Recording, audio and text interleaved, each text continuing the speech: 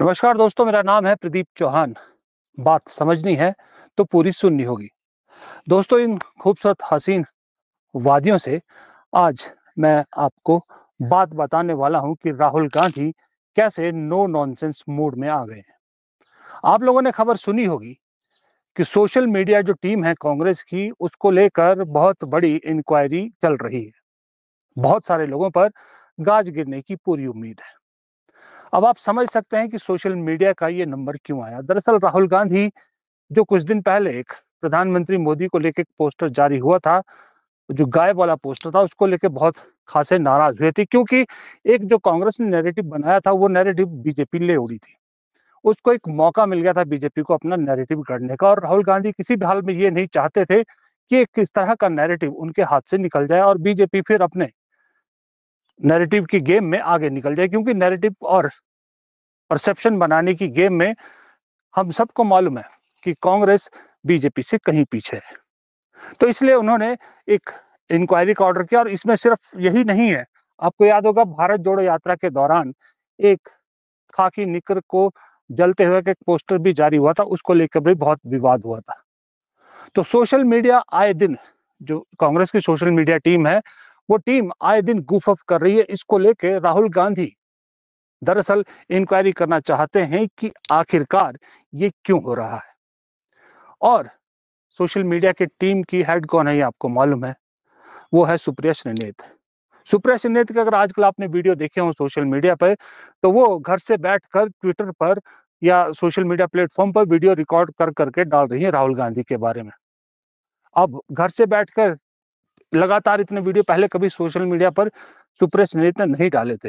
हाँ, वो जवाब देती थी, सब कुछ करती थी, लेकिन राहुल गांधी की तारीफों के लगातार वीडियो इतने नहीं आए थे जितने आजकल आ रहे हैं। ये भी अपने आप में एक कहानी बताता है कि क्या सुप्रिया श्रीनेत को भी खतरा है कि उनकी कुर्सी दांव पर है, उनकी कुर्सी जा सकती है, क्योंकि अगर सोशल मीडिया टीम का कुछ गुफ अप निकलता है तो उसकी जिम्मेदारी सुप्रिया श्रीनेत पर होगी।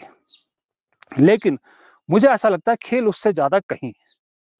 अगर आप ध्यान से देखिए तो पवन खेड़ा आजकल बहुत बहुत जो है वो प्रहार बीजेपी कर रहे हैं लगातार। एक कोना संभाल रखा है जयराम रमेश ने, तीसरा कोना था सुप्रिया श्रीनेत के पास। फिलहाल जो ये बदलाव के दौर से कांग्रेस गुजर रही है, इस दौर में तीनों के बीच में कहीं ना कहीं मुझे एक टसल सी दिख रही है कि तीनों अपने अपने को ऊपर दिखाना चाहते हैं। जयराम रमेश के खिलाफ वैसे भी बहुत से लोग कह रहे थे कि जयराम रमेश निपट गए हैं, लेकिन जयराम रमेश इतनी पुरानी जड़ है कि उनको कांग्रेस से इतनी जल्दी निकाल पाना आसान नहीं है। वो अभी भी कम्युनिकेशन डिपार्टमेंट को चला रहे हैं। पवन खेड़ा अपना जो है वो हिसाब किताब उनका बिल्कुल पक्का है। अब इस बीच में सुप्रिया श्रीनेत कहीं बाजी में पीछे रहती नजर आ रही है। तो ऐसे में सुप्रिया श्रीनेत को बहुत बड़ा खतरा है। दरअसल देखिए होता क्या है, कहानी कांग्रेस की वही पुरानी है कि कांग्रेस को बहुत बढ़िया मौके मिलते हैं। अब तक गिनने चलो तो कम से कम 20 मौके तो मैं गिना सकता हूं जो राहुल गांधी की वजह से कांग्रेस को मिले हैं। लेकिन हर बार सोशल मीडिया लड़ाई में हर बार बीजेपी की आईटी जो टीम है उससे कांग्रेस मात खा जाती है। और बहुत बारी कांग्रेस बैठे बिठाए उनको नैरेटिव का मौका दे देती है। जैसे इस बार जो राहुल गांधी को श्रेय मिलना था जातीय जनगणना का, प्रधानमंत्री की हार का, उसको अगले दिन कैसे सिर्फ एक गलती बीजेपी के लिए बहुत एक संजीवनी का काम कर गई। इस तरह के एक पूरी कतार है कांग्रेस में, जो नेताओं के बयानों को लेकर या फिर सोशल मीडिया के गुफअप को लेकर या फिर संगठन में अपने आप में जो पैरों पर कुल्हाड़ी मारना, तो सुना होगा आपने, कांग्रेस के कुछ लोग कुल्हाड़ी ढूंढकर उस पर पैर मारते हैं। ऐसा हमने अक्सर देखा है और इस बार भी यही हुआ है। बयानों ने, बयानवीरों ने इतना मुश्किलात पैदा की राहुल गांधी के लिए कि उन्हें एक नोटिस जारी करना पड़ा, सर्कुलर निकालना पड़ा कि पहलगाम को लेकर जो पार्टी का स्टैंड है वो वही स्टैंड है जो खड़गे और राहुल गांधी का है।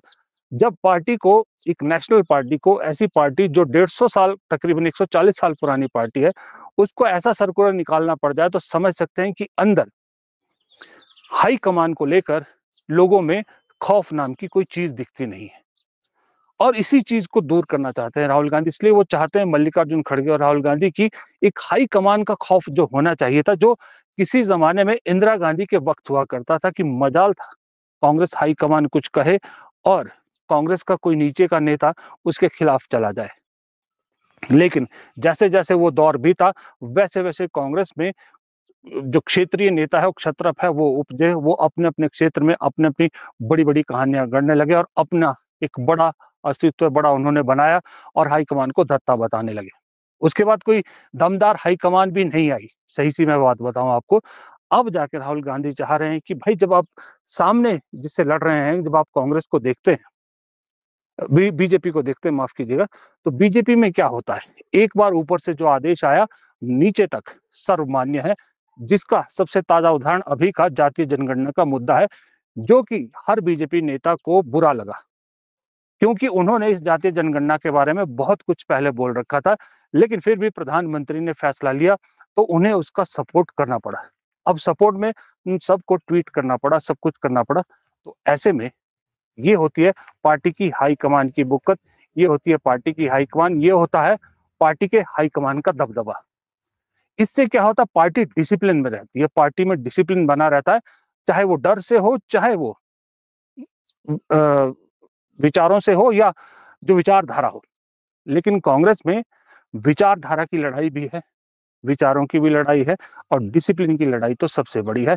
इसलिए मुझे लगता है राहुल गांधी ने जो अभी एक नो नॉनसेंस मोड अपनाया है, उसमें यही है कि नॉनसेंस नहीं चलेगी। अब अगर जो पार्टी लाइन से इतर जाएगा उसको जवाब देना पड़ेगा, जो पार्टी लाइन से उतर जाएगा उसको हिसाब किताब देना पड़ेगा।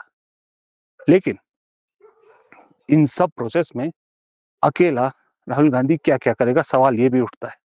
ये सब कुछ मोदी जी भी अपनी पार्टी में इसलिए कर पाए क्योंकि उनके पास एक शख्स था, अमित शाह। उसके बाद अमित शाह ने एक टीम खड़ी करी और उस टीम में अपने जो प्रतिद्वंदी थे उनको भी शामिल किया और इस तरह से एक पूरा एक सिस्टम बनाया। लेकिन यहाँ तो अकेला आदमी लड़ रहा है, एक बुजुर्ग है, उसके साथ कितना साथ दे देगा। एक प्रियंका गांधी है, बहन है, वो कोई पोजीशन पे है नहीं, वो मुझे नहीं मालूम पोजीशन क्यों नहीं लेना चाहती। तो एक ही शख्स कहाँ कहाँ किससे लड़ेगा। काम केसी वेणुगोपाल का था ये, केसी वेणुगोपाल खुद कांग्रेस के लिए इस वक्त श्राप बने बैठे हैं, लेकिन राहुल गांधी जो है उनको छोड़ने को भी तैयार नहीं है। ये भी बात सही है कि राहुल गांधी के बहुत चहेते हैं, राहुल गांधी का क्या प्यार है उनसे, ये भी किसी को समझ में नहीं आ रहा। क्योंकि जैसा मैंने पहले भी कई वीडियो में कहा है कि सबको बदलने का जिक्र राहुल गांधी या सबको बदलने का जिक्र कांग्रेस में चल रहा है, सिर्फ केसी वेणुगोपाल को बदलने की बीच बीच में खबरें आती है, लेकिन जिक्र नहीं चल रहा। खबरों में और जिक्र में बड़ा फर्क होता है। खबरें चलवाई जाती है बहुत बारी और खबरें प्लांट भी की जाती है बहुत बारी, लेकिन जिक्र चलना मतलब सीरियस डिस्कशन होना। वेणुगोपाल का कार्यकाल पूरा हो चुका है, अब तक तो रिप्लेसमेंट हो जानी चाहिए थी। क्या केरला चुनाव का इंतजार किया जा रहा है कि अगर केरल में क्या स्थितियां बनती उस हिसाब से केसी वेणुगोपाल को एडजस्ट किया जाएगा? अगर ऐसा है तो फिर आप अपने किले को ध्वस्त कर देंगे या किले में भेद छेद करने की कोशिश कर रहे हैं। उसी तरह से पंजाब में एक किला था, लेकिन वहां इतने किले खुद अपने किले में ठोक रहे हैं कि वहां छेद पे छेद होते दिख रहे हैं। और यही मौका आम आदमी पार्टी चाह रही है कि किसी तरह से एक मौका मिले और वो अपने आप को रिपीट करे। तो ये छोटी छोटी चीजें हैं जो कांग्रेस को बहुत भारी पड़ रही है, और इसको लेके बीजेपी अपना मौका ढूंढते ही सारी चीजें कैश ऑन कर जाती है। और इसीलिए इतनी लंबी लड़ाई लड़ने के बावजूद भी जिस तरह का जिस तर्ज पे राहुल गांधी ने अब तक लड़ाई लड़ी है, अगर इतनी लड़ाई लड़ने के बावजूद पार्टी नैरेटिव एक नहीं बना पा रही, तो ये जाहिर सी बात है किसी भी इंसान को मायूस कर सकती है। राहुल गांधी को क्यों मायूस नहीं करेगी?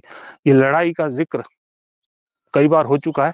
राहुल गांधी की लड़ाई कितनी लंबी है। अगर ये लड़ाई इतनी कहीं मोदी जी ने लड़ी होती तो शायद आज मोदी जी कहीं और ही होते। आप खुद दोनों का जो अब तक का राजनीतिक सफर है वो देख सकते हैं। इसलिए मुझे लगता है कि राहुल गांधी ने जो ये नो नॉनसेंस मोड अपनाया है, ये सही भी है, वक्त की दरकार भी है, वक्त की जरूरत भी है, पार्टी की भी जरूरत है, उनकी भी जरूरत है, और साथ ही साथ इस देश की भी बहुत सख्त ज़रूरत है। फिलहाल इस वीडियो में इतना ही। उम्मीद करता हूँ आपको वीडियो पसंद आएगा। पसंद आए तो मेरे चैनल को सब्सक्राइब कीजिएगा, वीडियो को लाइक और शेयर करना मत भूलिएगा और कमेंट बॉक्स में आपकी राय का इंतज़ार तो रहता ही है। नमस्कार।